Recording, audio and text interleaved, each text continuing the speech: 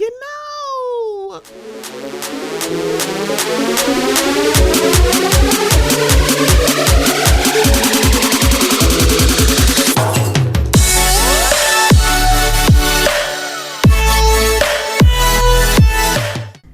Hello, this is Stephanie, and this is the Mocha Minutes Podcast.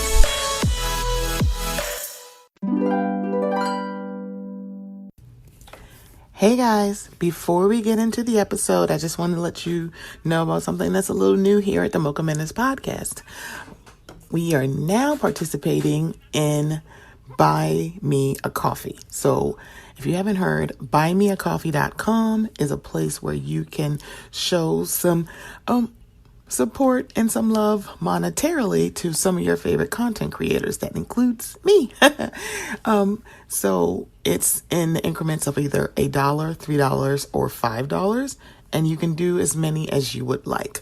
So I just wanted to let you guys know, would love some support. So if you would go to buymeacoffee.com/Mocha Minutes, I would greatly appreciate it. It will also be in the show notes. Okay, here we go. Don't leave me in all this pain. Don't leave me out in the rain. Come back and bring back my smile. Come and take these tears away. I need your arms to hold me now. The nights are so unkind. Bring back those nights when I held you beside me. Unbreak my heart. Say you love me again. Undo this hurt you caused when you walked out the door and walked out of my life. Uncry these tears. I cried so many nights. Unbreak my heart. My heart. Welcome back, y'all, to the Mocha Minutes Podcast. This is Stephanie. Thank you so much for joining me. This is going to sound really weird because my guest, who is Old Man Wade, guest, more family than guests, because guests get their plates fixed and family just goes in and gets their stuff themselves. You've already heard his notes on the character that is Spider-Man. So if you remember a few months ago, y'all, time is a social construct in the Panini press, so forgive me. It could have been like 9 months ago. I'm not even sure because time, social construct. We had a introspection on Batman, and so now we are here to talk about Spider-Man. And it's good to have you here, Wade, because you bring the comic book knowledge, and for me, Spider-Man is just in motion picture. That is the cartoon and the live action movies. There's several different arcs that we have. How are you? To quote Andre 3000, I'm fantastically well. See, yeah, sidebar. Yeah, I'm so glad he is not on Donda. I don't know what to do. I'm like, yeah, no, y'all need to leave Andre alone. He just be like playing his flute and minding his business, and I love it. Can I just say that I love the fact that he cussed out Kanye without Kanye? He cussed out Kanye and Drake politely. It was just like, oh, this is a shame. Y'all are getting on my nerves, child. I'm like, yes, because, well, y'all are annoying. It's like he really don't be doing anything to nobody. He be just minding his business, but y'all can't just mind y'all's business. Ugh, y'all get on my damn nerves. But yeah, I look, just go back and listen to The Love Below, because my God, I love that album.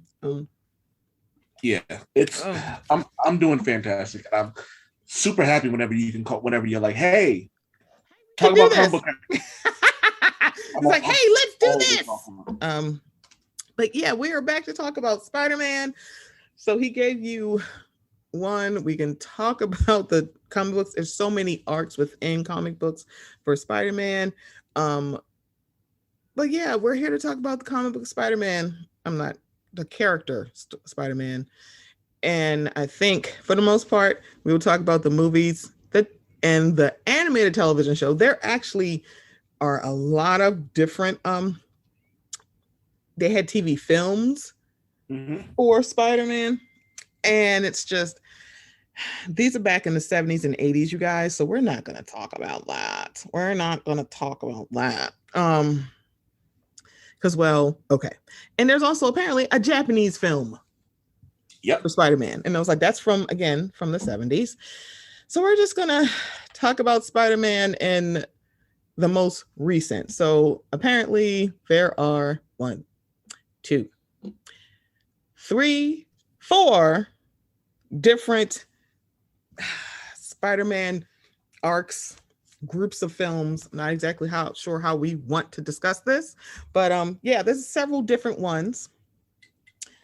And I enjoy 2.5 of them. I just said 4. I enjoy 2.5 of them. The half is going to Andrew. I don't know how many. So can I just tell you, the only person who knows that I definitely hated the first set of Spider-Man films is literally my brother and my mother. They all know how I feel about those films. Yeah, fuck them. I'm sorry, y'all. They're great Peter Parker movies. They're not good Spider-Man movies. Yeah, and I was sitting here like, now I like Toby. Y'all know I like him, but there's no way in hell y'all kind of trying to sell me that he's a teenager when we start. I'm like, girl, fuck y'all. First of all, he's 45. Second of all, he's 45. Third of all, he's 45 and not funny. We're not going to act like Kirsten Dunst is a good representation of Mary Jane either. Oh, I'm sorry. Yeah, she can get this too. Listen here, Claudia. We don't want to see you in this role, okay? It's like, no. I loved her as Claudia in Interview with the Vampire. She's fantastic in these movies. And then to hear how surly she is about these movies, I'm like, yeah, this is when you know these movies are not as great, when people who are in it going, girl, them movies. So the first recent, and I'm putting this in quotes, film, and I'm saying recent because there have been other films, but big budget action film was in 2002 with Spider-Man. So these films were directed by Sam Raimi. He has a couple of good horror movies, you know. But the first one was Spider-Man, and it's got Tobey Maguire. Okay. You know, I'm trying to be nice, you know, growth.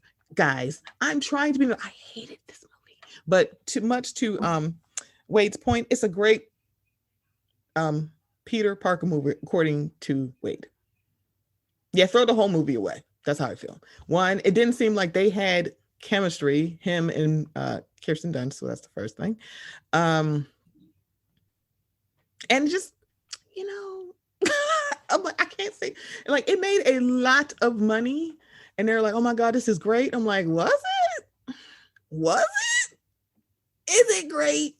But we did get one shining graces about for this movie was Rosemary Harris as Aunt May.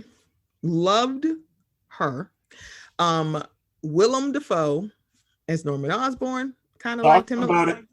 James Franco as Harry. It's like, I really liked Willem Dafoe in this movie. He did not phone it in. There's somebody who was a villain and phoned it in. We'll get to him shortly.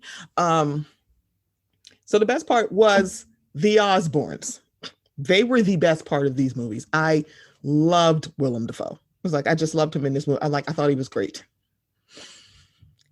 You're not going to hear any argument for me specifically because there's a scene where Willem Dafoe is switching from his Green Goblin persona, his weaker Norman Osborn persona in the mirror, and watching him not just switch the cadence and the tone of his voice, but watching him like go from hunched over to standing up straight when he was in the mirror was masterful. Like it was incredible. And just he may be the person I'm excited for most with the Spider-Man No Way Home trailer. Movie. Yeah. I agree. Oh, I'm sorry. The other shining star was J.K. Simmons as J. Jonah Jameson. He was fantastic as him. It was like, I loved him. I'm like, yeah, I love J.K. Simmons.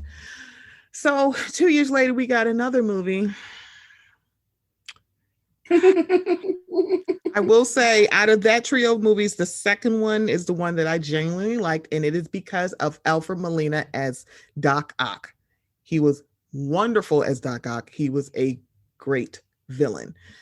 He's the best. He's the only reason to watch that movie. I'm just saying, he's the best part. And he was on it the whole time. Again, somebody else who didn't phone it in. James Franco came back. I loved it. I love Aunt May, older Aunt May. I enjoyed her. So it's like, yeah, again, don't have too much to say about this movie. Then the third one, this is where what third one? Spider-Man 3. This is the one that came out in 2000. This is how bad it is. So I'm going to tell you this. One, James Franco is back as Harry Osborn, and they're calling him New Goblin. But I'm like, I feel like Harry Osborn wasn't called the New Goblin. Wasn't he the Hobgoblin, or was he out of a new?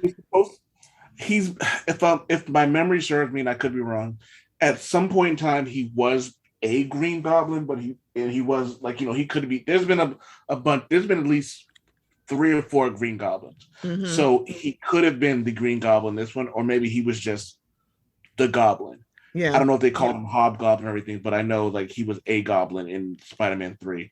Yeah. And if we're being completely honest about it, who gives a shit? That movie was absolutely ass. The best part of that movie was the fight scene between Spider-Man and Peter Parker and Harry Osborn in the Osborn compound. That was hands down the best part of that movie, and the only reason to go back and watch it again. Yeah. So James Franco is back. They brought in Thomas Hayden Church as Sandman. Girl. Bryce Dallas Howard as Gwen Stacy. What? And Topher Grace as Eddie Brock / Venom. And this is where I want to fight. I'm ready to go 17 rounds with y'all ass. Get in the octagon. Because I'm sorry, y'all are not selling Topher Grace as Venom for me. It's like, it's not going to work. So I was like, ew, what? The woman from Jurassic Park was Gwen Stacy? Yes. I had to Google it. I remember almost nothing about it. Yes. Yeah, she's Opie's daughter. And it's like, when you think about it, you're like, wait, what? And the thing about it is, the reason why we're basically slamming this movie, because it made no fucking sense. The way they introduced Venom, it didn't make no sense either. It was like, what the hell? Y'all are just being ridiculous. Thomas Hayden Church, I just enjoy him. However, the Sandman character, I was just sitting here like, girl, who ordered this? Send it back to the kitchen. The fun thing about it is he did, and again, this is a phrase that you'll hear me say a lot when it comes to comic book movies or even movies in general. He did the best he could with the material that was given. Correct. So he did, and again, somebody else who didn't phone it in. I'm like, I believed him, but it was kind of like, I don't care about this character because it seemingly came out of nowhere. And Sandman has a better definition. He has a better arc than this. And it was like, child, what? Like, who ordered this? What is this, honey? There was too much going on and all that. Like that it movie was too much. It was like, was it like 2.5 hours? I'm like, this could have been a 90-minute movie if y'all really want to be honest. Because it was like, y'all didn't, mind you, they didn't have to have 2 villains in this movie. I'm like, I'm so confused. Go ahead, sorry. No, you're good. I cut you off, so that's actually on me. But like they could have ended that movie when Topher Grace became Venom. Correct. And then slowed everything down. And to your point, an hour and a half. Let's just make this all about Sandman and let's build up for Venom. Another, yeah, and and it probably would have had a better reception. They probably could have cut out the stupid dancing thing. And a dancing thing, everyone shits on. It's funny. It's like goofy. It's kind of awkward, Yeah. but it kind of adds to the whole theme of everything going on. Yeah. But it suffered from something that Iron Man 2 suffered from. It was like too many ingredients in a too many ingredients. Yeah. Too many ingredients. Talking with me, Super Woke, and my best friend Diddy, we were having a conversation about Batman Returns. They did it perfectly. There's a bunch of different. This is the one. Batman, yeah, that's the one with Catwoman and the Penguin. Max Shreck. Yeah, all these. Oh, it was fantastic because it's like. And that shout out to Christopher Walken because it's like that is Lord Walken, and it just worked. They had 3 villains in that movie, and I never felt like it was. There's way too many people. No. I like all 3 of them being in because one, they all tied together. This don't tie together. It's like I don't understand what is this, honey? What is this? And so I think that's the problem. Yeah, go ahead. No, I was just talking because I was agreeing with everything you were saying. Because that's the problem. It's like it worked. It's really Batman was able to do dual or triple villains better than that Spider-Man could. Because it made even with the Riddler and Two-Face, even though that Two-Face was terrible, it was fine. It worked. It's like Poison Ivy and Mr. Freeze not necessarily working, but also. I don't think Arnold was a bad Mr. Freeze. It's just that he worked with what the fuck he had. Because I'm like, why is Mr. Freeze silver? So I'm gonna say this, and you may cut the recording off and kick me off the show and never let me record again. You don't you badmouth Arnold? Oh no, I'm not gonna badmouth Arnold. I think Batman Forever, the one with Val Kilmer, is the worst Batman movie ever created. It's because it's Val Kilmer. That's why he was at the bottom of my list. I'm like, yeah you get it. I get it. It's like it wasn't that good of a Batman. That is the what because it was the villains. They were the best part. That is a problem in a Batman movie. Your villains shouldn't be like outshining you because Jim Carrey ate. He ate up scenery in that fucking movie. I'm like, oh, I believed it. Jim Carrey's a really good Batman villain. He was wonderful as the Riddler. He was as campy as you would think the Riddler would be. I loved it. It's like, I love the villains in that movie. Val Kilmer's like, yeah, it's a car, right? Chicks love the car. I'm like, yeah, that's your claim to fame in this movie. And also Nicole Kidman, as much as I enjoy her, girl, what is this, honey? When this is not slander Batman for this is not to slander them. Let me leave them alone. So the next, it was just like the Jim Carrey was the best, and even Tommy Lee Jones's Riddler was okay. I'm sorry, Two-Face. Thank you. It was okay. It just, it wasn't like to quote Salt-N-Pepa. That's not it. It wasn't, but the Riddler, Jim Carrey was the star of that movie. And he committed. And it was like, oh, I loved him. So yeah, this is not about how bad that movie is, because well, it's not great. But Jim Carrey is the best part of that whole movie. Literally him. It was like, yeah, we could have done with the bad part about it is we could have did without Two-Face. But I liked, that was the thing. The camaraderie between those two worked, even though Two-Face in general, it's like y'all rushed to explain it. It's like it don't make no sense. However, the camaraderie between those two worked. Yes. So, yeah. Okay, so the next set of Spider-Man movies, they switched it up and called it The Amazing Spider-Man. And these were Mark Webb films. And they were an homage to the comic book title, which is Spider-Man's run, which is called The Amazing Spider-Man. Okay. So it wasn't like, so thank you for that. Because I was like, let's just change the name. I'm like, you mean like they did Superman Returns and that movie was ass? That movie was not ass. It was dingleberries in the ass. Okay? It's like, fuck that movie. Sorry. We're not here to talk about Spider-Man. But yeah, this is from 2012 and it was the Amazing Spider-Man. And we had Andrew Garfield, as Spider-Man. We had Emma Stone as Gwen Stacy. Um, we had the villain we had was the Lizard, and it's played by Reese Ifans. I don't even remember what this man looks like. And it didn't make no sense. Again, we had Martin Sheen as Uncle Ben. We had Sally Field as Aunt May. Now, I enjoy Sally Field, so I don't think their characters were egregious. It's just, to a certain extent, I like the idea of the Lizard. I just didn't, it didn't work for me totally, but Andrew Garfield was a better Spider-Man than Tobey Maguire. Because one, he was younger. It was like, I'm sorry, y'all. I hate to break it to you. I'm like, we need a teenager to be Spider-Man. I'm so sorry. 45-year-old Tobey Maguire cannot be that. Y'all better put a gray wig in his head and make him Uncle Ben, because no. One of the reasons I loved Andrew Garfield as much as I did, wasn't even just like, he wasn't a great Peter Parker from what it looks like in the comic books, but I thought he was fantastic with what he was. Yes, and not even just, he was a different kind of Peter Parker. Yeah. He had a skateboard, he was still kind of an outcast, so he was a new version of the quote-unquote dork that everyone was supposed to like beat up and stuff like that.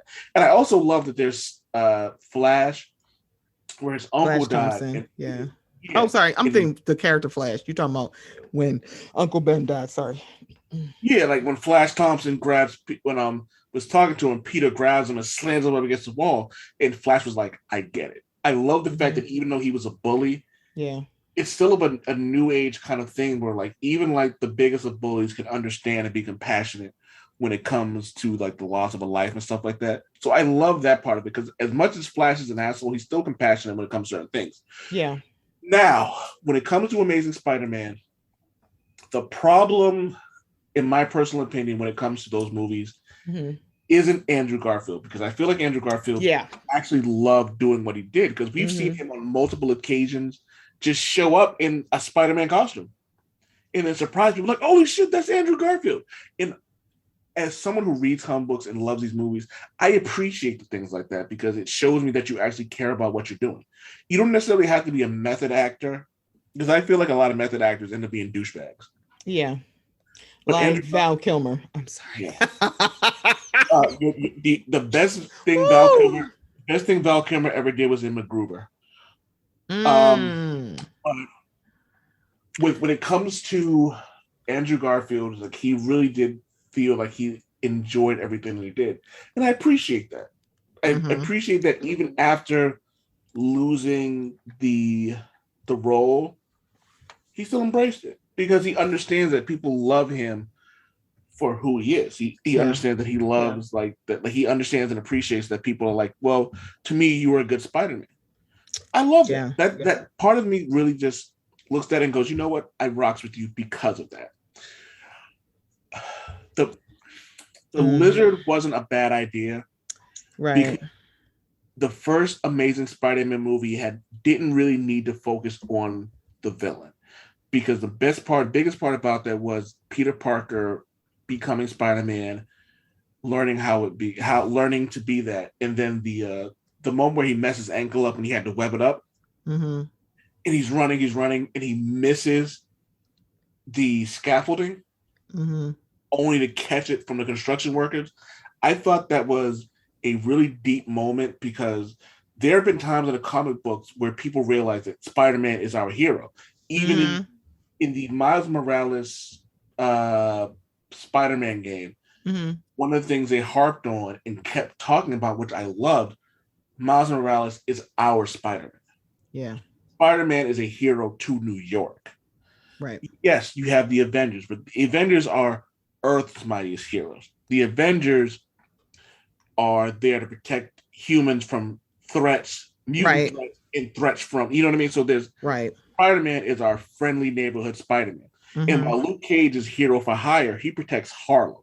That's his part of the world. Spider-Man, his neighborhood is New York altogether. So I like that everyone came in, was like, we're going to help you get to where you need to go. So that was absolutely dope. So the idea of the Lizard being the main villain isn't necessarily a takeaway because this was probably the first real Spider-Man movie we saw. Mm-hmm.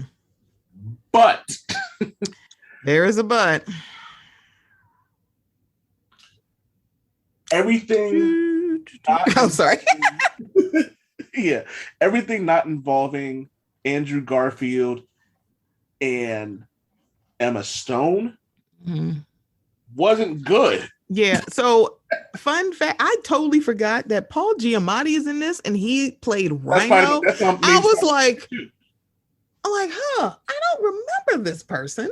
I'm like, I don't even remember. But I haven't watched it. Well, it's from 2012, but I really haven't. I'm like, it's not one of these movies that I go back. I'm like, I gotta watch this. I don't. So I tilt a low, and I like Paul Giamatti. I really do. I don't care. It was like this. It's so disjointed. I'm sorry, Paul Giamatti is not in the first one. He's in the second one. Sorry, I'm looking at the wrong screen. So in the Amazing Spider-Man 2, Andrew's back, Emma's back, Sally Field is back. We have Jamie Foxx.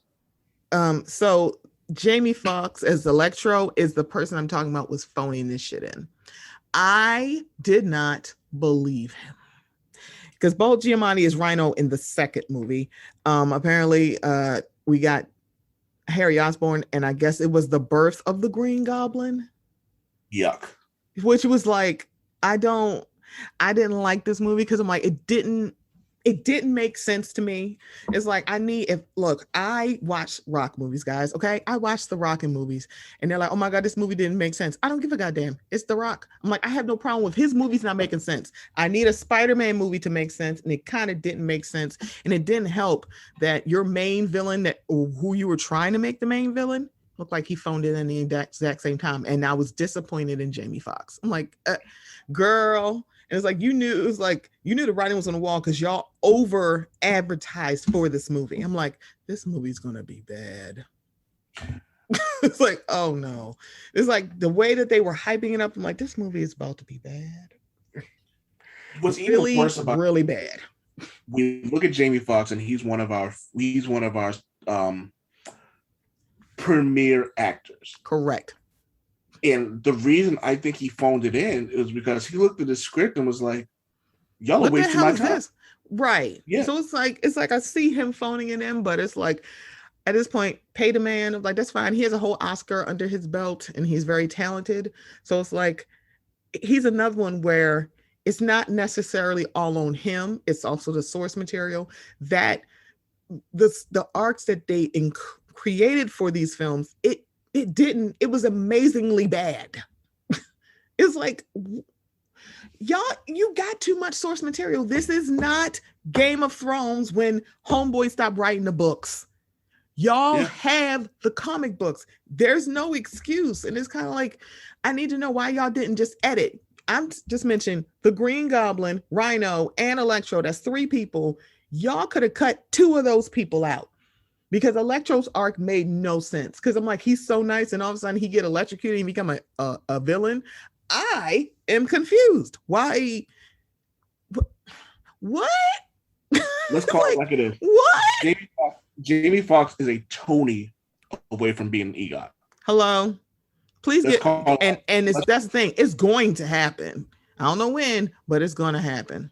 Jamie Foxx can sing. He can act. I don't know if he can dance. But realistically, like they can.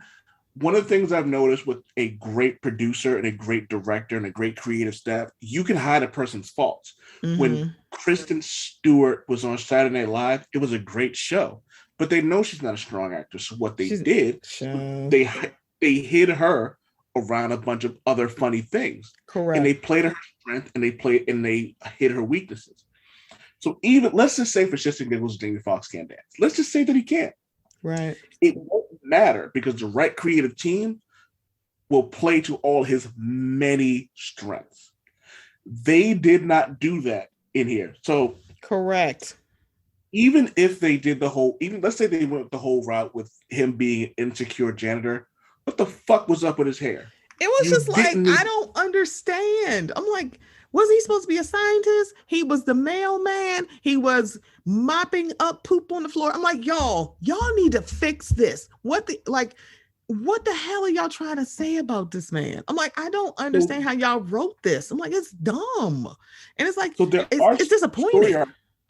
there are story arcs where he was a sympathetic blue collar worker. Okay. There is a storyline with that, but it was like you guys they went overboard with it, Mm. and then you add so Harry Osborn added zero to that. Even the end of the Mm. movie when Stacy dies, I get that it's a Green Goblin thing, but you've already removed so much from the comic book source material that it didn't have to be Harry Osborn that did all this. Right. And Let's mine, call it like so apparently this is what he was supposed to be, an electrical engineer. I'm like, what? It's like, how. Yeah. I don't. I'm sorry. I can't even talk about this anymore. Not because, but it's like It's actually making me mad all over again. I'm like, this is some bullshit. This is some. All right. I'm just like, I cannot believe this. It's like when I look at this, I'm like, on paper, this should work. And it didn't work on film. You're a movie. It has to work on film and not on paper. It's like, I need y'all. What the hell? What the hell? So after those, because we got 2012 and 2014, The Amazing Spider-Man. It was like, girl, what the hell are you doing? They then folded Spider-Man into the MCU, and then comes Tom Holland My as man. Spider-Man. So Tom Holland is for me, I'm like, y'all can fight your mamas if you want. Don't fight me, don't at me, don't do nothing. Tom Holland is the best Spider-Man because he also is the best Peter Parker. He is Peter Parker and Spider-Man. He's the best one out of all of these folks. Andrew Garfield was a better Spider-Man. Tobey was a better Peter. And then you got him, where it's like, yeah, he's a young kid. He's got the smart ass mouth, and he's also extremely smart, and he's a great Spider-Man. I believe Tom Holland as Peter Parker and Spider-Man. Yeah. Both of them. It was just like, y'all, what in the hell? So folding him into the MCU was very seamless because of Iron Man. So for everybody, before his standalone movies, he was in The Avengers. And it was like, oh shoot, I kind of like him in this. Because he came in for Civil War. And it worked. It just worked. I don't know why it worked, but it just did. Because it's like you get nervous, like, yeah, the Spider-Man y'all had before, all of them didn't just work. And this one works. It's like he worked. So it was kind of like the same thing they did with Black Panther, they did with Spider-Man. It's like, we're going to introduce you to these characters. And by the way, they're getting your own movies. Thank you, because this is what we need. Spider-Man came out before Black Panther, though. And it was kind of like, it wasn't just that, oh, we got a Black superhero. Y'all introduced a lot of people to them already. So it was kind of like, yeah, I kind of like Tom. So his standalone movie, it just worked. And it was just great because we also had the buy-in of Robert Downey Jr.'s Iron Man. It just worked. So in this movie, we we had Tom Holland as Peter Parker. You have Zendaya as MJ. Ooh, the goddess. And it was just like, people, I mean, MJ is not white. Oh my God, this is a comic book character. This is not like, and here's the thing I don't think people understand when it comes to comic book character and races and sex and things like that. There are certain characters, and I personally feel that there are certain characters that need to remain the race that they are. T'Challa has to remain Black. Captain America Steve Rogers. Yeah. Needs to be white. Yeah. Shang-Chi needs to be Asian. And I know how people talk about this. I feel that Danny Rand needs to be white as well. And it's specifically that stuff about Iron Fist. I'm like, no, I hear it. I see it.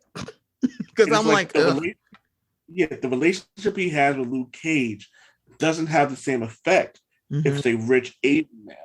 Now, because it's a rich white male with a black, with a black man who grew up and understands what the impact Luke Cage had on Danny Rand's life doesn't mean the same if it's an Asian man. Right. You know what I mean? So there are levels to this shit. I truly believe that Logan should be a short white man, short white Canadian man, because it's something that points to it. Like when he talks about when everyone calls him American, like you can't look at a black man and go, "You're American," and then be like, "No, I'm Canadian," because it doesn't really kind of track like that. But like when people look at him and go, "Oh, you're just American," he goes, "First off, I'm Canadian." You know what I mean? And it's funny and it hits different because he's proud of his nationality, which is fun fact, people, as Mocha, as the magnificent and marvelous Mocha Minute said earlier, there's a difference between nationality and race. Correct. And all of those things actually fucking matter when you're coming to certain things. Correct. So the idea of certain characters when it comes to Spider-Man, stuff like that, and don't get me started on people who are mad at Miles Morales, all of y'all can go fuck all the way off. Yeah. There's a certain thing that goes into Peter Parker being a lower middle class white male. Correct. There's a lot that goes into it. There's probably some subconscious stuff that I'm not even thinking about that goes into it. But let's call it like it is. Yeah. It worked.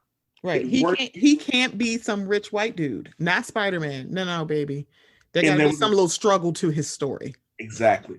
So there was a time when I may have mentioned this earlier. I'm not sure who was recording at the time. Mm-hmm. But when Peter Parker was taken over, his brain and body was taken over by Otto Octavius. Mm. And in that time, Peter Parker became rich. He had more money than Tony Stark, and he had his own company.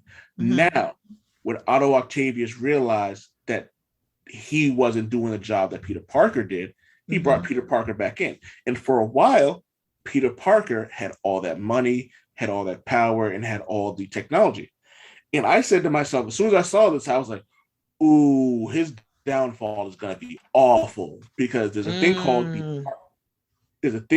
the Parker luck. Whenever something happens, trust and believe something bad is. Whenever something good happens, trust and believe something bad is going to happen to Peter as it goes on. Oh, so, excuse me. Sure enough, it did. A lot of bad stuff happened almost immediately after. But that's part of what goes on with him, because he's supposed to be. He can't be, as you said, he can't be Tony Stark. He can't be T'Challa. He can't be Reed Richards in these comic book universes. Right. So when Spider-Man Far From Home came out and he got all this money, he got all this like the super suit. No, excuse me, you know what? Let's not even get into that yet. Let's go back to the conversation that Peter Parker had with Tony Stark. And this was the moment I said to myself, Tony Stark is the best comic book character we've seen in a movie in terms of like acting, hero, and development. Evolution. Right. Where he popped out, he was like, "You can't even be here to have this conversation." And then Tony Stark pops out of it. Spider-Man was like, "Oh shit!" And Tony Stark checked him and took his suit away. And he said, if you can't be a hero without the suit, you don't deserve it. And that is everything that Spider-Man is supposed to be, because he's supposed to be this guy without the suit. He's supposed to be this guy who does all this amazing stuff in spite of not having nothing. Correct. And this is why they got the story right in the first Spider-Man movie, because he had to earn everything that he had. Like, and when he started, it just wasn't given to him. Like, he's super smart, but it still was like he ain't have the capital to do all of this. He had to earn it. That's it. It's like, I need y'all to earn it, and he needed to earn it. So also we got the Latinx Flash Thompson, which I didn't hear a lot of people having a problem with, and y'all shouldn't, but I actually kind of liked him as Flash. I also liked the best friend of Ned. I was like, yeah, I kind of like how diverse this movie truly is. It's like, yeah, it's not just a whole bunch of white people walking around, which, okay. But for me, I'm like, yeah, I like seeing how diverse this movie was. Yeah. And also Michael Keaton as the Vulture. I'm like, I was screaming, laughing. I'm like, this is great that here he is coming over to the MCU from DC to eat up scenery, and quite frankly, he did. It's like Yeah, it was fantastic. I totally believed him as It was, the Vulture. but a lot of it had to do with the fact that he was a villain. So let's call it like it is. He Mm-hmm. really did put the fear of God into Peter Parker when he found out he was Spider-Man. Yeah, But let's look at where he's coming from. If someone's taking money out of the, if someone's taking food out of the mouth of your family, how are you going to react to that? correct. I think he reacted accordingly. Yeah, And I'm not going and to say I that. loved Leela Rashawn. Okay, I'm like, excuse me, I love that Michael Keaton had a whole black wife. I'm all for it. I'm all. Was it Mike? Is it Leela Rashawn? Was that his You know wife? that I'm awful with I'm trying to think. I with have to look at her again. I'm just like, who is? I feel like that was. I have to find the cast list, but I could have swore it was Leela Rashawn. I'm like, oh, this is great. I absolutely love this. And also, Donald Glover was in this movie. I was like, what in the hell?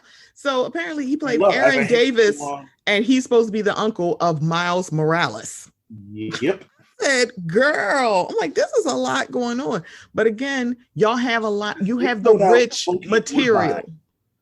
Right. I'm sitting here like, y'all pulling stuff out. But the thing about it is, y'all got the shit to do it because y'all are actually, it's like when Marvel gets their hands on their properties, they care about the characters. So that is giving me hope about when X-Men comes like fully there, that you'll actually do the care, because y'all will care about these characters, not care about just putting out a movie.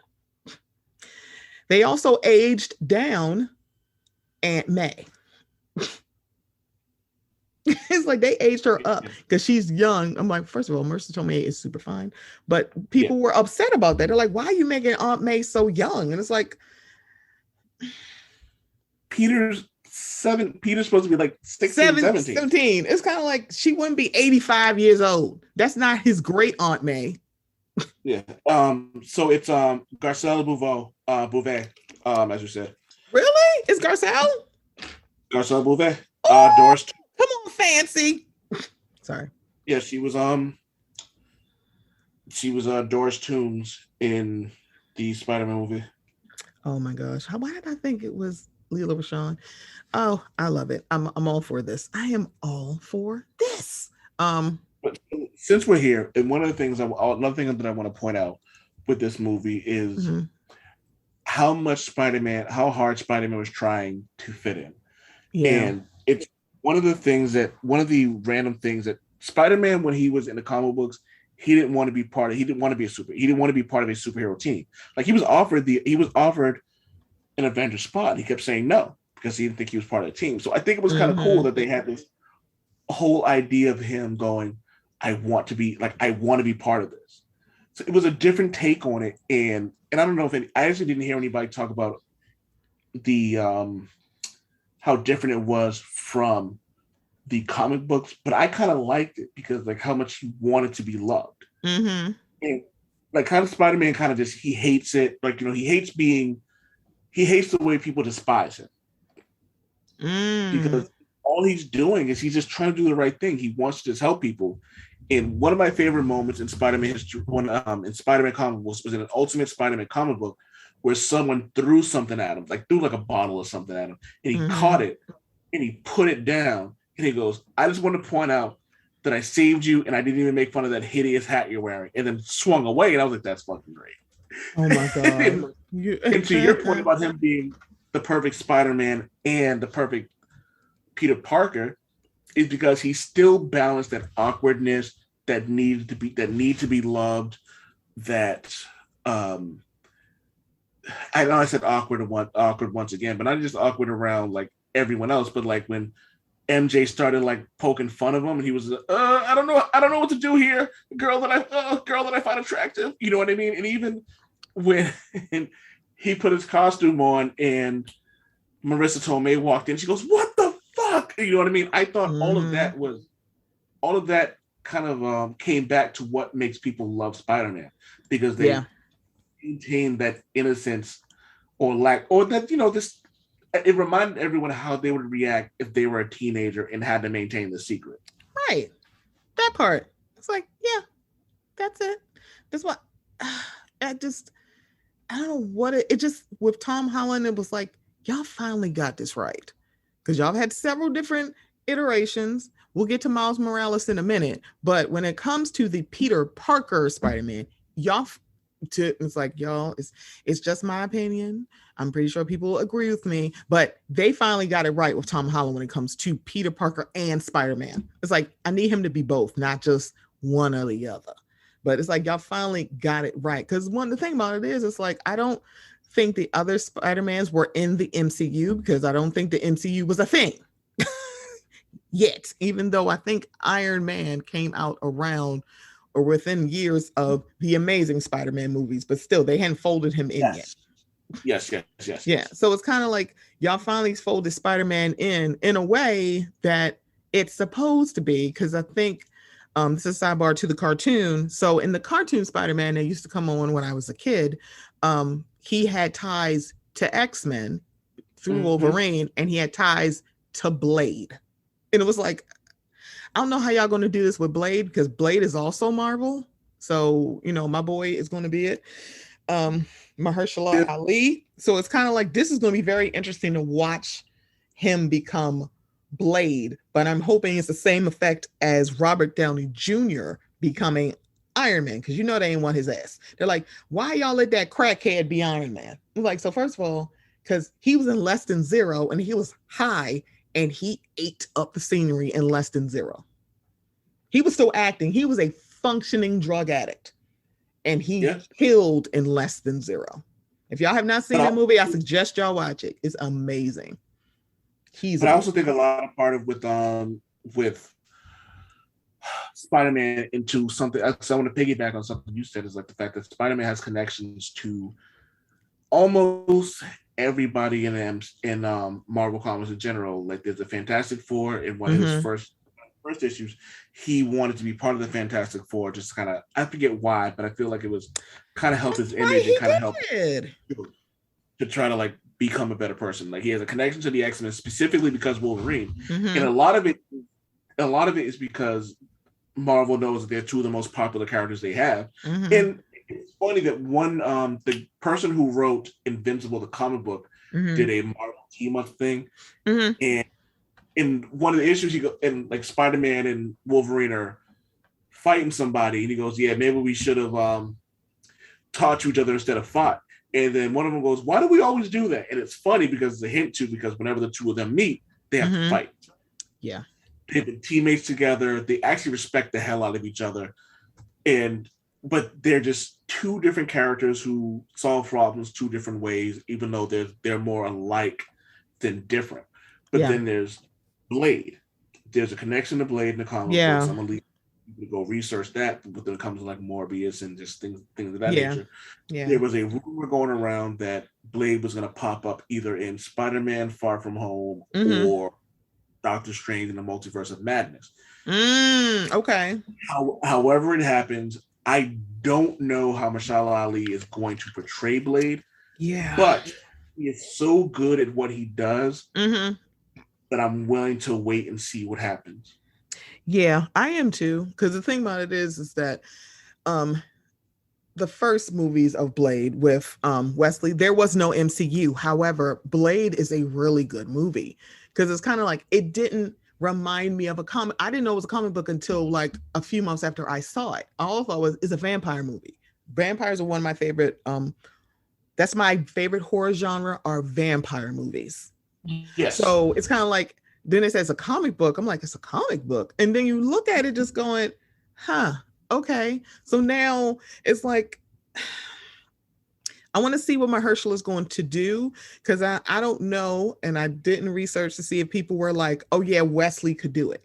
It's like, I don't know if anybody had a problem with him. It's like, I don't think so. It's kind of like, he's all for this shit. So I want to see how, most notably, the action part of Blade is going to work with Mahershala Ali. I feel like he's going to take enough care and time to actually get into the role.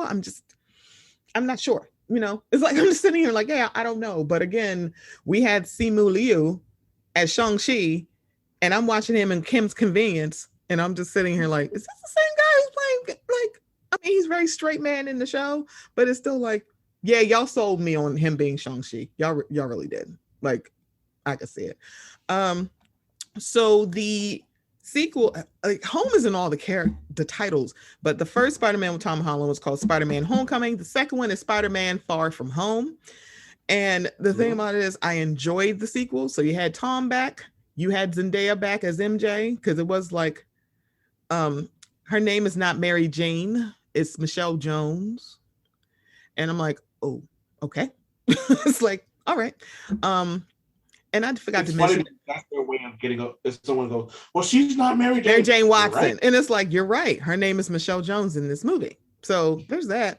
I forgot to mention Jon Favreau's Happy, which I've always loved, is literally the comedic stuff we needed in Jon Favreau, who, guys, was the director of the first Iron Man movie. And then they just kept him because we like him. So I love the fact that he was flirting with Aunt May the entire time. I'm like, I just want to go to their wedding because this is great. I ship Aunt May and Happy. Okay, I ship them. So you had JB Smoove in this movie, who he eats up scenery anywhere he goes. He was supposed to be a special guest on Curb Your Enthusiasm, and they kept his ass. It's like, oh, he's too funny. We don't need the rest of the Black family. We can just have him. He can stay. We can keep him because I totally love him. We had back Jacob Batalon. So that's the person who plays Ned. I love his character of Ned. And of course, Aunt May is back. And then you bring in more tie-ins. So we had Nick Fury, so Samuel Jackson, let me say it really properly, and Kobe Smulders as Maria Hill. So then we have the they were kind of Nick Fury and kind of Maria Hill. Kind of, you know what I mean? It's kind of like you had those characters in there, because I think, were they supposed to be the Krill? Yeah, they were Skrulls. Okay, Skrill. Skrulls or Skrill? I'm sorry. Skrull, SKRU. It's like skull with an R. Skrull, okay. So yeah, so we had kind of those things that, again, we have another tie-in, but we have Happy still, so that still is a Avengers tie-in, but also this movie takes place after Endgame. So after Tony Stark passed away. So this is after that, and it was like, I don't know how I'm gonna feel.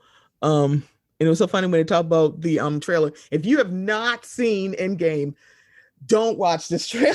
It's like, wait, what? It's like, they gave what? And they gave people enough warning, but like, yo, you need to watch this movie before you watch this trailer, because it's going to be definitely, spoiler alert.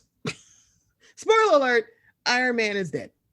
So it is prevalent in the trailer. And then we also got Jake Gyllenhaal as Mysterio. So, yeah. So let me just say this. Mm-hmm. I thought Jake Gyllenhaal was going to be asked. Same. I'm a Jake Gyllenhaal fan, but I was like, how the fuck are y'all going to do this? Correct. And then I watched it and I went, wow. Yeah, I kind of liked him, but I think when it came to him being the villain, it was a little predictable, but it's not in a way like it's ruining the movie. It's kind of like, he's not a good guy, is he? Because especially the way they made him the villain. Yeah, because it was kind of like, oh, okay. And I'm like, he's really a bad guy, isn't it? And it just worked. And like, even though it was like, girl, I could have predicted this, I see it coming, but it was more like, I'll allow it. It's like, it's fine. It's fine, because this is fine. And then at the end of this movie, it turned into, he let everybody know he was Spider-Man. And then it was like, wait, what the hell is going on? And then the third movie is coming out, I believe in December. Yep. So Spider-Man No Way Home is coming out. The trailer has come out. The trailer is awesome. I'm very, very excited. I almost teared up. I was just like, this is going to be great, because I'm loving this. So here is the other tie-in to the Avengers. Doctor Strange and Wong are both going to be in this movie. I'm very excited about this.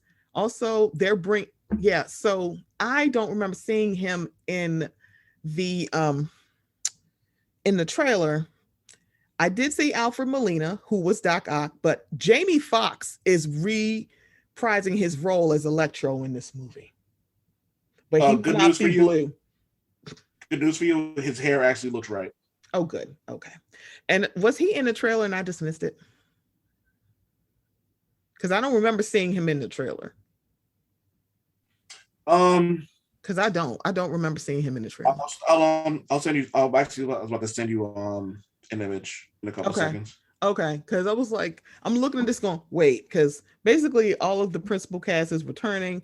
Tom Holland, Zendaya, Jon Favreau is back. Yay! Jacob Batalon is back. Marissa Tomei. JB Smoove is coming back to this movie too. I'm like, let me tell you something. Yeah, people keep him in movies because he eat up scenery. It's like,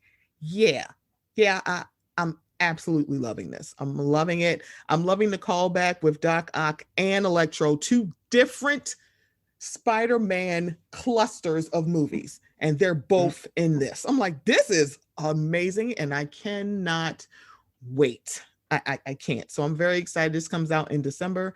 I went to see Shang-Chi in the movie theaters, and I will be in the movie theater to watch The Eternals and Spider-Man. That's fine. It's like, yeah, that'll get me in the movie theater. It's just Marvel movies. So I think just so everyone knows, my birthday is November 7th. So if someone wants to cash at me to send me money to go see The Eternals, I'm all for it. I'm excited. The trailer was good. I like Gemma Chan. So I have not watched the most recent trailer. I'm not gonna lie. I talked about this on an episode of the Culture Comic Book News podcast. Mm-hmm. I don't give a shit about the Eternals. I'm gonna go see it. I'm gonna go see it in theaters, but I didn't watch that last trailer because honestly, I don't care. I'm gonna go see it, and I'm gonna go see it in theaters because it's my birthday weekend. But I'm being completely honest about things. So the thing about it is so it's interesting. The movies that I go in blind about with Marvel are the ones that I've enjoyed the most. So Shang-Chi, I definitely actually, cause kind of like Black Panther, I went in blind because I didn't read the comics. I didn't have too much source, at least for me, as somebody who's not a comic book reader. I didn't have a lot of source material about Black Panther, Guardians of the Galaxy, and Shang-Chi. And all three of these movies I enjoyed. The second, Guardians of the Galaxy, I have thoughts about, but that's neither here nor there. We can have a whole conversation about that as well. That is a whole different conversation. But it was like those movies that I'm going in blind, which means I have no thought about who the fuck they're supposed to be. I've enjoyed. So hopefully the Eternals will give me the feels that Guardians of the Galaxy did. Because I was like, I hope so. And to a certain extent, Black Panther and Shang-Chi, even though Black Panther was introduced in a Captain America movie, I still don't have source material. And Shang-Chi, everybody's like, I don't know who the heck it is. And what we had was a tie-in from the Mandarin. So it's kind of like, oh, good Lord. Because as soon as I saw the logo, I went, oh, that's who he's supposed to be. But y'all, we're actually, because Wade is somebody who's super busy. He's booked and busy, y'all.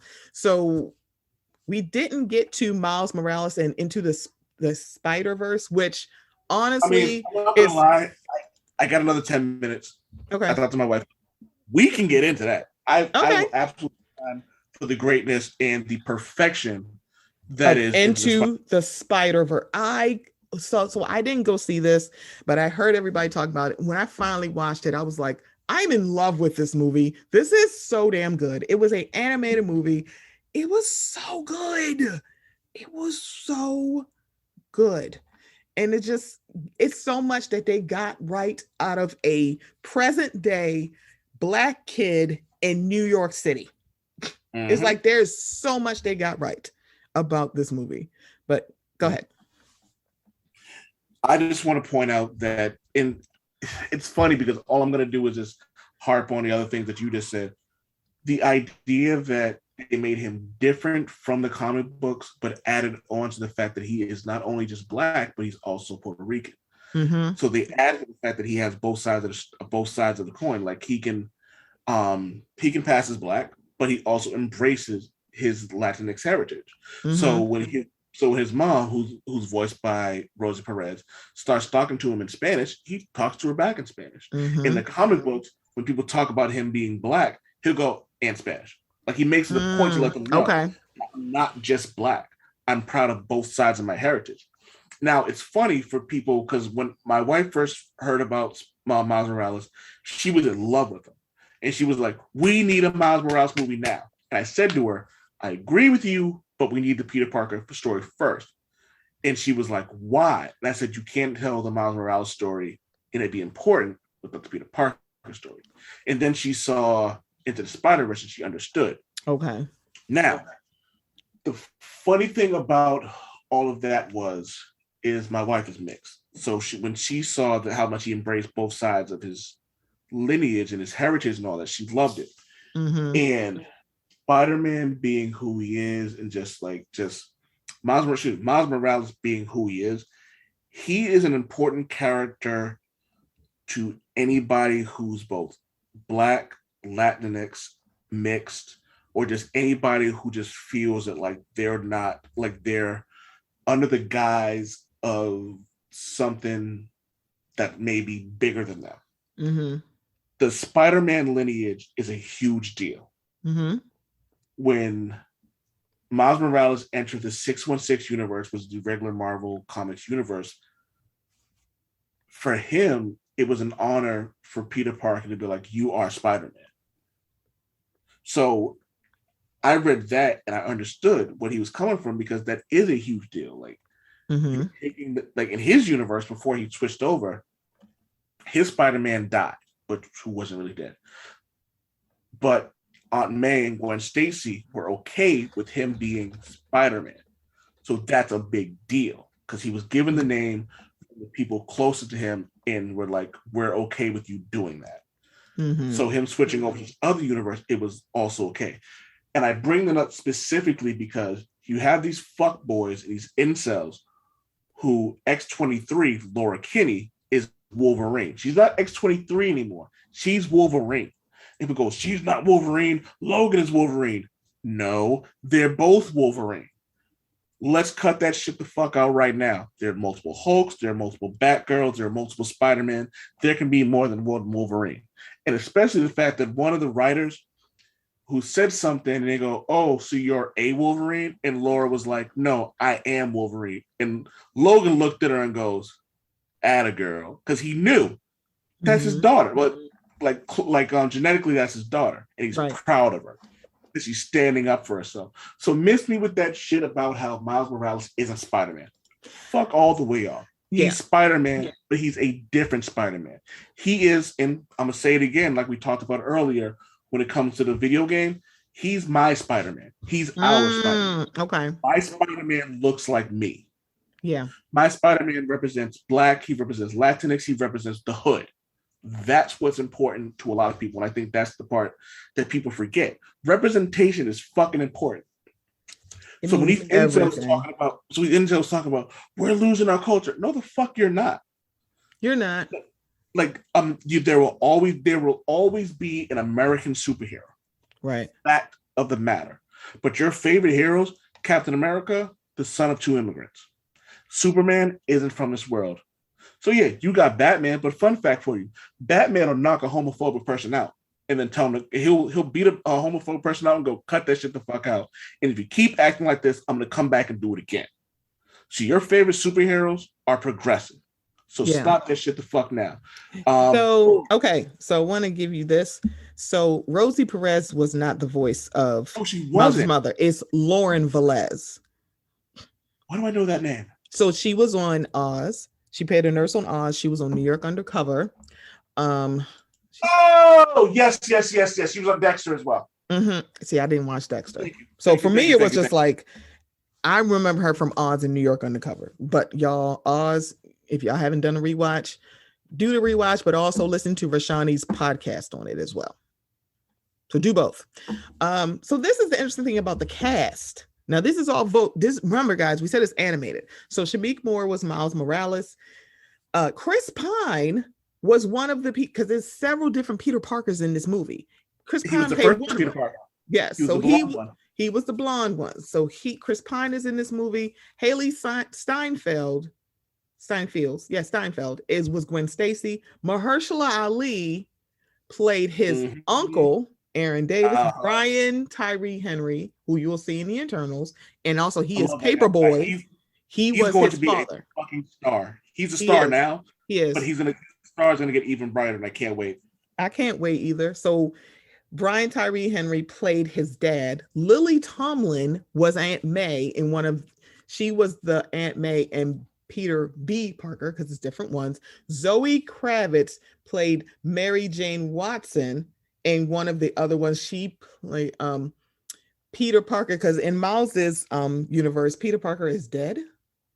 I didn't know that. I didn't know she played Zoe Kravitz. Peter Parker's widow wife in Miles's universe, and Peter B. Parker's ex-wife in his universe. It's like, okay, so it's different. Let's see. John Mulaney was Peter Porker, because they also had a pig in here. Y'all should have named him Spider Pig, but it's Spider Ham. Okay, girl. Nicolas Cage played Spider-Man Noir. I said, what the hell is going on? You haven't mentioned my man yet. You haven't mentioned my man from New Girl yet. So Jake Johnson? Yes. He played Peter B. Parker. I said, what the heck? This voice cast is crazy to me. It really is. And let's see, Liev Schreiber played the Kingpin, and Catherine Hahn, who was Agatha all along. She was Doc Ock. Olivia Octavius. Fantastic. So it's like, this thing is ridiculous. There's a lot of other different, because it's a huge cast, because it was several different universes coming together as one. But Into the Spider-Verse is amazing. I just want to point out that Marvin Crondon Jones III, who also played Tobias in Black Lightning, played Tombstone in this as well. Ooh, see, look at this. It's like, if y'all literally Google this cast, it's a lot of people like, she's in it, he's in it, she's in. Apparently Post Malone is in here, and it's like, what? Well, at least we don't have to look at him, because he doesn't look like he washes. I'm sorry for everybody who's a Post Malone he smells like fan. I'm sorry, I can smell him. Looks like he smells like we've all been to that one person's house who has the brother or sister who pees the bed. He looks like the person who pees the bed. Also, did I say Donald Glover was also in this movie? He was also in this. He played Troy Barnes. I'm like, I don't know who that is. Troy Barnes? Yeah, I have no idea who that is. I'm like, I don't know what character it is, again, because I don't have the source material. But Into the Spider-Verse has a healthy, heavy cast, and it was a good movie. There is talks of a sequel coming out next year. It doesn't have a date. Oh, and go ahead. But I don't know if you know this, but you know who's going to be in it? No. Issa Rae. Oh, bitch, I'm here. Oh, she's playing Jessica Drew, Spider-Woman. I didn't share that. Because apparently one other universe, Haley Steinfeld's Gwen Stacy is Spider-Woman, which, okay, girl. But, I'm sorry. It's scheduled to be released October 7th of 2022. It was supposed to come out in April, but got delayed because of COVID. Yeah, fuck COVID. Yeah. So before we go, I went to Facebook and I asked some people to give me some Spider-Man hot takes. Okay. Would you like to hear these Spider-Man hot takes? Absolutely, because some of them made me crack up. It's like, oh my God, what is wrong with you? PJ Rahal, shout out to him, who does a Thursday Throwdown podcast with his wife. Spidey should be dead the first time he wet swings, because his circulatory system is still human. My homeboy Chuck said, after the Spider-Man clone Scarlet Spider / Jackal story, there's no way of knowing who was the real Peter Parker and who was the clone. He's got a point there. Villains should be able to take Spider-Man out with a can of Raid. Child, let's go. Get some home defense. Spray him. Fun fact for you, Deadpool actually used a can of Raid on Ant-Man when he was at ant size. And while he's not really an ant person, it did make him throw up, because imagine being the size of an ant and getting sprayed with Raid. Oh my God. That's hilarious. I'm like, kill it with fire. No, kill it with Raid. That's what we're saying. Yeah. And then one of it was, and my favorite might have been the realest Spider-Man shoots webs out of his butt, which is actually true. Oh my god. Yeah, I swear, they had way too much fun with this. They I had love my way too much fun because I saw them like some of these are hilarious and I'm all for it. I really am. I really am. But y'all, we focused on the movies. Um, even though the cartoon Spider-Man was really good, but it wasn't it's no, I may be biased, but it's the richness of the cartoon wasn't better than Justice League and X-Men. That's why I didn't really mention it. I'm like, it wasn't a bad cartoon. It's just not as rich as X-Men and Justice League. I agree. I agree 1,000%. Like, So before we get out of here, Wade, thank you for doing this. He will be back. We're going to find another person. I have several different people written down. But we are going to be doing Superman. We are. It's just, y'all, it's very heavy, and I will be slandering Brandon Routh to filth because fuck that movie and fuck him as Superman. I said it. Who's this? Remember, like Superman Returns? Nope. Yeah, don't remember. That movie never happened. Yo, me and my homegirl, God rest her soul, we spent the entire movie making fun of the fact that his curl never moved. It was that movie is terrible. And it shouldn't, like, on paper, Superman should work. I'm one of the people who enjoy Henry Cavill as Superman, and I enjoyed his first movie. He's a sexy motherfucker. He is so sexy, and I see what people are saying about the Zod. Because one, there's no possible way you're going to beat the one from the 80s. There's no possible way. We can't get that back. But I don't think he was a bad Zod. It's just the one that I wanted and a lot of people wanted was Neil before Zod. We ain't get that from him. So it was funny. I want everybody who's listening to go back and watch that scene where Zod and his other two Kryptonians take over the White House. Mm-hmm. It's one of the best scenes in comic book history. Actually, you know what? I did a top 100 comic book moments article where it's specifically based on the movies. So I think we could have a great show on. Yeah, we can do it on my show at some point. But there's a moment where I put that on the list, and the president kneels and he goes, "Oh my God!" And Zod looks at him with no emotion. And when he goes, "Oh my God," and Zod goes, "Zod." I'm like, yo, that was some G shit because he said it so fucking calm. Not God, Zod. Right. like exactly. You mispronounced my shit. Right. I loved it. I love it so much. It's big, so good. Energy. It's like, oh, I love it. So please let everybody know how they can find you, your show, and your writing as well. Whew. All right. So first, if you want to find my writing, check out oldmanwade.com, oldmanwade.com. You can also find me, just Google the words Bam, Smack, Pow, and then Mark, M-A-R-K. So it's B-A-M space Smack, S-M-A-A-C-K, Pow, P-O-W, and then Mark, and then all my writing will come up. I'm the first person who comes up. I do a ton of articles monthly, weekly for that matter. So you'll never be deprived of comic articles from me there. In terms of the Old Man Wade Show, you can literally just Google the Old Man Wade Show podcast, and I come up everywhere except for Spotify, which I'll be probably redoing in a couple of weeks. Super Woke Hobby will be adding some more stuff to YouTube. We're going to start doing videos and clips and stuff like that. We also do the Culture Comic Book News podcast, which is on iHeart, Spreaker, iTunes, and iHeartRadio. It's the Culture Comic Book News podcast. You can also find my writing on blackrabbit.com, BLAQUERABBIT. I recently did an article that I shared on the podcast Play Cousins page group chat that we do, and I compare all the main Wu-Tang members and their X-Men counterparts. I am so proud of that one. I'd love to hear everyone's thought about that. Oh, a shout out to your boy Samaj. Samaj, yeah. That dude, he loves you. He loves him some you. He does. That's why I had to shout him out when I came back. I'm like, I got to do this for Samaj because he's like, hey, how you doing? So Stephanie, where's my show? Thank you so much. I'm like, what? Like he's that dude, man. Like, and I love the fact that like he's just a real supporter of real people, and that he puts a real effort into his stuff, man. And I appreciate people who have passion and support and stuff. So I have to shout him out. I was lucky enough to be on the show. We actually talked Superman versus Batman. So I want to shout out to him. But the main reason I bring it up is particularly, and I may make you blush and I make you uncomfortable, and I apologize for that. But it also brings up the importance of your voice.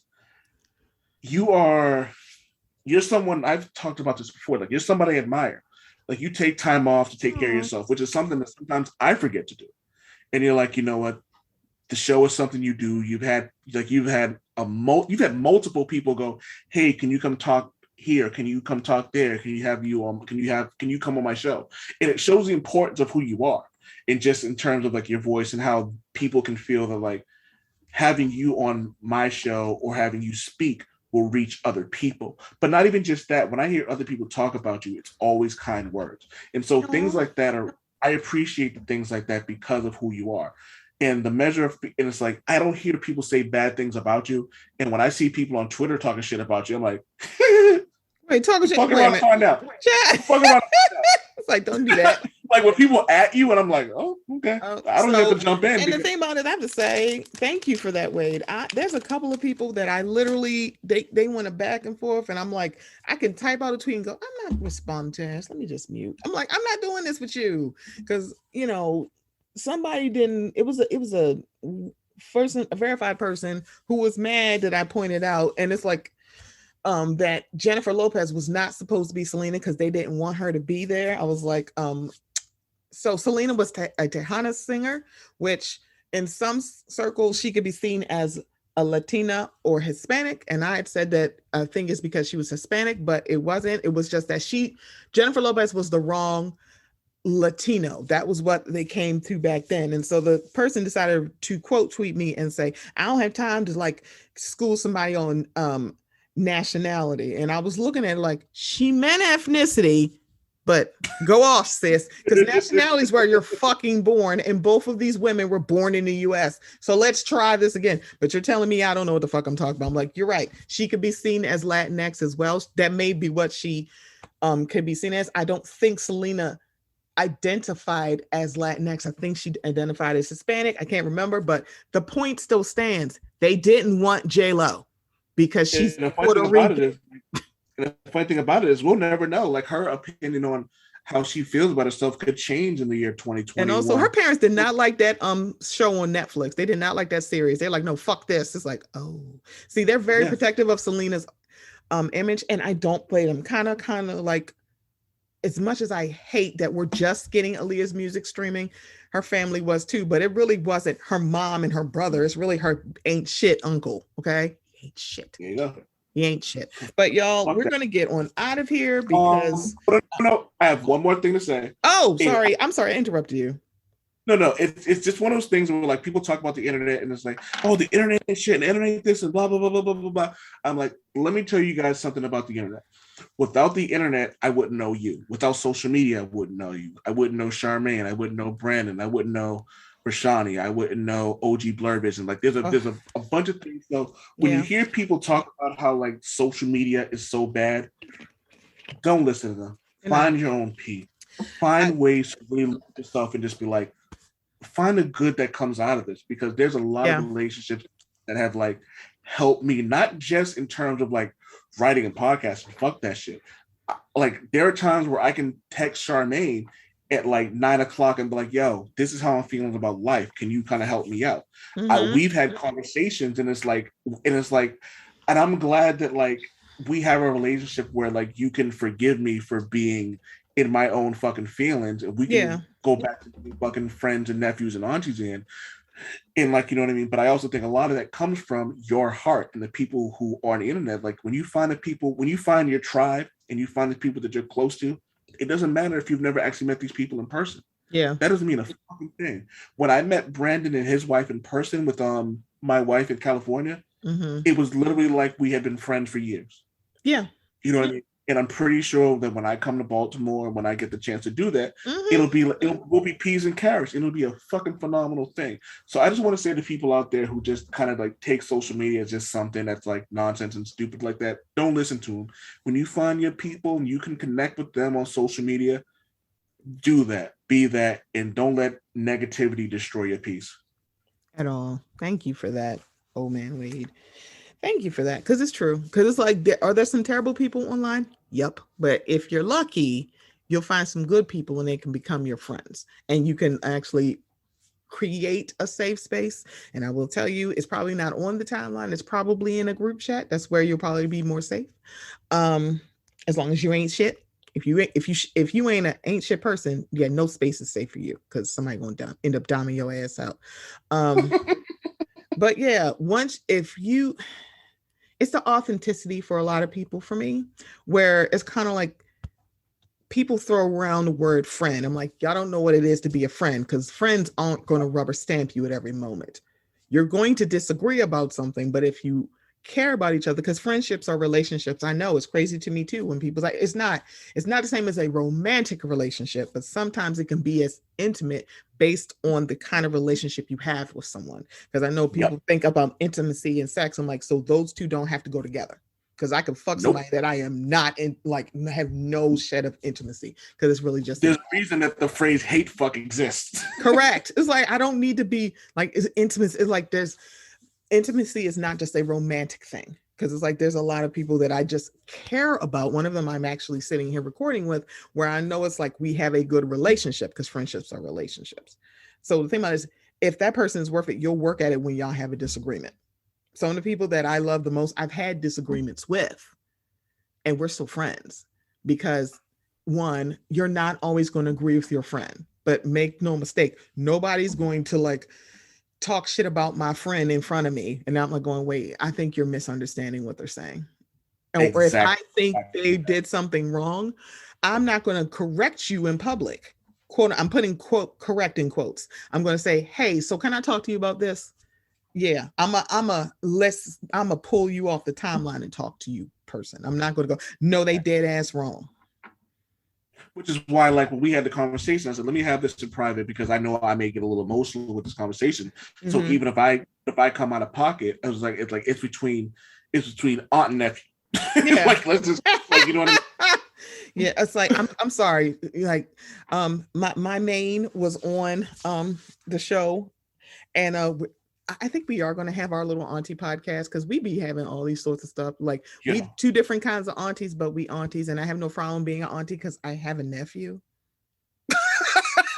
I'm like, I have an actual biological nephew, and it's fine, but I'm also at age, I'm 40. And a lot of people don't like, you're not 40. Oh, guess what my birth certificate says? I know I look good, because I remember being that young going, oh my God, 40 looks like this. I'm like, yeah, 40 don't feel like I look old or like it's over. I'm like, right. I forget. I'm like, oh shit, you're older than me. I forget like that. But yeah, so that I just wanted to make sure that I shouted you out and then talked about like just the amazingness that you are. And I always try to make it a point to do that with the people who I talk to. It's just like when Charmaine comes on the show, I do the same thing, because like we always talk about like, oh, like, you know what I mean? Oh, like, you know, you check on your weak friends, but like, let's not always forget to like compliment your strong friends too, because like just because they're strong doesn't necessarily mean that they shouldn't be able to hear the great things that we say about them. Yeah. Because something like the whole phrase, check on your strong friends, is not that they're strong and nothing hits them. It's just for us, sometimes not showing when things are going wrong, that helps us. I mean, it only mildews your insides, but it's kind of like showing emotion. It's like, that's just the strong Black woman trope that I'm trying to break myself out of, that I think I broke myself out of for the most part, but of course still got, got fucking work to do.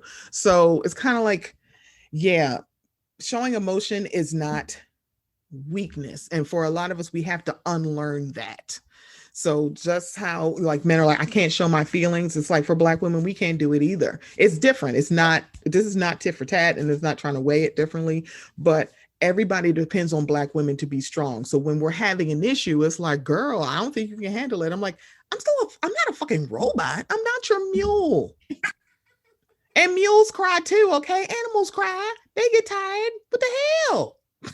Yeah, I'm gonna send you this thing that I saw in an Immortal Hulk thing where this, and it's funny when someone goes like, white people shouldn't do this and men shouldn't do this, and I'm like, if a person can really get the idea right, then I don't give a fuck who writes the actual idea about it, as long as they get the point of it. So I'm gonna send you this thing where in Immortal Hulk, where he talks about, where this Black woman talks about how she wishes that she could feel rage. And she talks about how like she's not allowed to feel like it. And she goes on about how the Hulk can do whatever the fuck he wants, and then he's still looked at as a hero. But as a Black woman, being angry isn't allowed.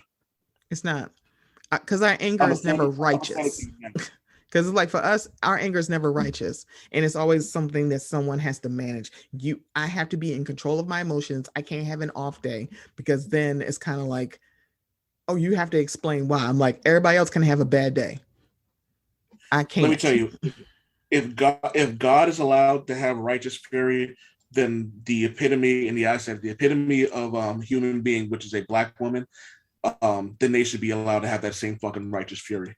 Yeah.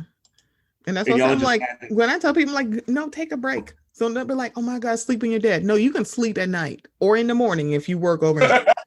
It's like, no, it's okay to take a break. Because one, you're not a machine and you're not a mule. It's okay to take care of yourself, because that's the other thing. Black women are taught either by our parents or society that we got to take care of everybody. I'm like, you are not important. You shouldn't be putting yourself first.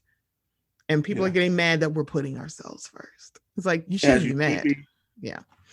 All right. Just for the people who don't know, I got some bad news for you. Women are coming. And Old Man Wade, or you can call him by my real name, Mark Anthony Lynch. I am purposely and properly and happily ready for our women overlords. It's like, child, ridiculous. I love it. I love this. And I love you. So, guys, I will be back. This has been fun. I can't wait for Wade to come back. I mean, he might come back to not talk about characters. He might just come back to come back. I mean, I don't know yet. But yeah, he will be back and I will be back next week. All right, y'all. Bye.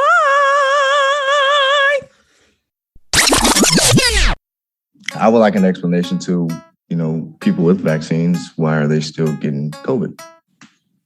If that's something that we are supposed to highly be protected from. All right. Yo, athletes wake up 4 o'clock in the morning to lift weights, all type of conditioning drills, watch film on their opponent for hours, just to get swept in the first round of the playoffs. Wait, what? Yep. All that preparation and practice just to get treated with a broom and a dustpan. All that working out don't guarantee a championship. It only increases the probability of you winning. It allows you to be more competitive against your opponents. If you get scored on, lose a game, don't make the playoffs, or don't win a chip, that don't mean preparation ain't worth it. Like, why you waking up at 4 a.m.? You can still lose. Might well go on back to sleep. The sun ain't up, you don't need to be neither. That's literally what y'all sound like when y'all go against the vaccine, because you might still get COVID. It's a lot less likely, but you could. But even in that situation, it ain't the same. When you vaccinated and get COVID, your immune system look like the Washington Wizards. When you unvaccinated, it look like the Washington Generals. The vaccines have 3 major functions: film, scout team, strength and conditioning. It shows you what the SARS-CoV-2 spike protein look like, scout spikes to practice on, and creates neutralizing antibodies while also gaining B-cell and T-cell memory. So you're likely gonna watch COVID if you show up. I got you winning by 30, my boy. With me having COVID in the past and having antibodies. Actually, over a third of people who recover from COVID don't get protective antibodies. And even if they do, those antibodies aren't as abundant or reliable as you get from the vaccine. That's why you see people catching it 2 and 3 times. So you caught COVID unvaccinated and got little to nothing of benefit to show for it. You took an L. It's all good. Just go get some practice in so it don't happen again. Get vaccinated.